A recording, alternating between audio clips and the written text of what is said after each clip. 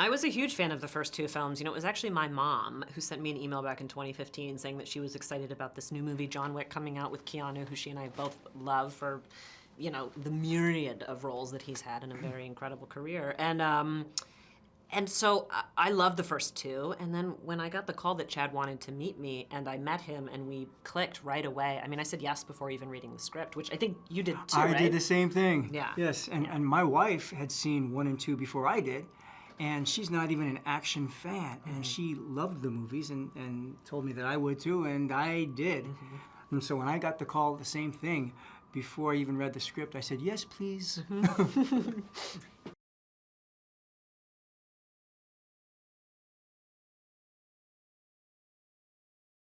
I mean, I had heard that he was incredibly kind, incredibly gracious, incredibly hardworking. You know, he's going to show up more prepared than everyone else, and so he's really raising the bar, and all of that is true. I think someone like Keanu, who has such a reputation, a good reputation around him, but also this air, I think, that could be very intimidating, that's put on him by other people.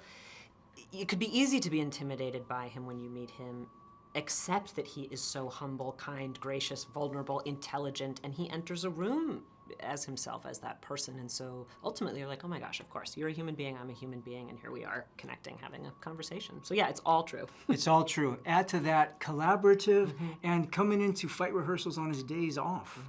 So, I mean, he really led us. Yeah.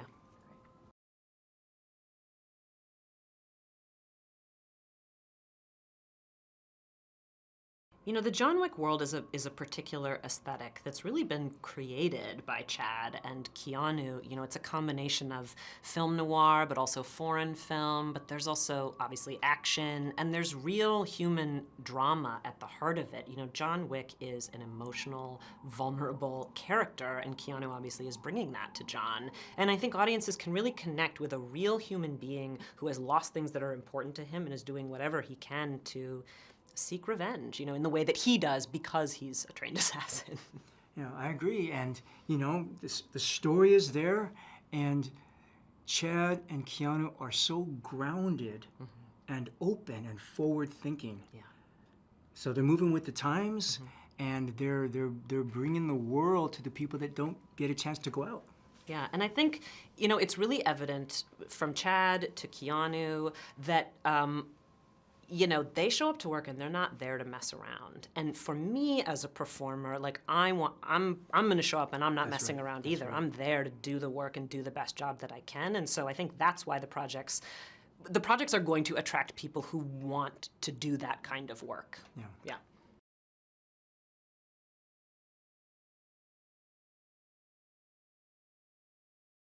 So the Adjudicator is there to enforce the binding rules of this, you know, shadowy assassin's world, the High Table. And, you know, they play a really crucial role in what happens to John Wick now that he has broken these rules, not only killing a member of the High Table, doing it inside the Continental. You know, now he has a $14 million bounty on his head. And because the Adjudicator so far is not the one to get their physical hands dirty, you know, they bring in Zero, someone who previously was excommunicated from the High Table, but is, in the Adjudicator's eyes, really the only person who is possibly good enough to stand a chance fighting against John Wick. And so, the Adjudicator says, Zero, I have a mission for you. Do you accept? Zero says yes. And then Zero uses his Shinobi Ninja Warriors to help go after John Wick.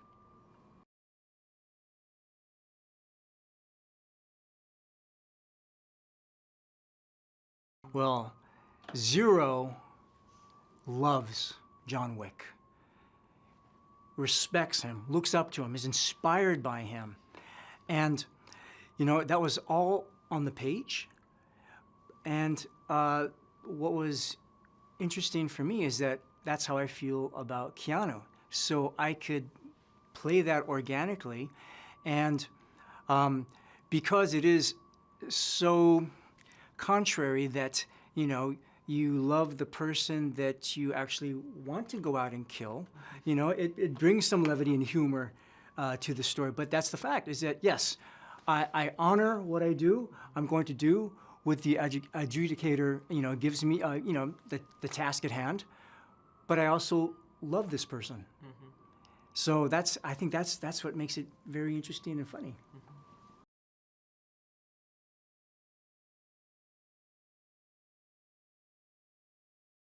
Well, first of all, thank you so much to all of the fans for continuing to love and support these films. Because I know, as Keanu has said, he'll keep making them as long as audiences want to see more of John Wick, and so that's really exciting. Without the fans, there wouldn't be more John Wicks. Right. So I'm really appreciative and grateful to them. And I think that, as I said, one of the reasons that I think audiences love these movies is because of the way in which Keanu portrays John Wick, which is a multi-dimensional, emotional, vulnerable person. Yeah, I mean, Keanu plays him as a real person, as we are in real life, with all these different dimensions and levels.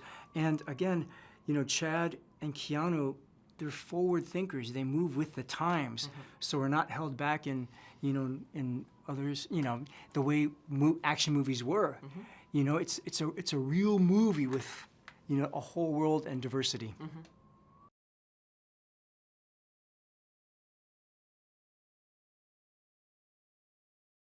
I mean, the final fight sequence, which takes place, which you're in, which takes place in this glass house building that was constructed. I imagine on IMAX that will look particularly exciting, although really I feel like the whole movie is so visually stunning. The colors saturate everything, the sound saturates. It's such a delicious movie, and I think that honestly every aspect of it will be enhanced in IMAX. Yeah. I mean, Dan Louston, our DOP, is phenomenal, obviously. Yeah. I think the motorcycle sequence could be very interesting on IMAX as well. Yeah.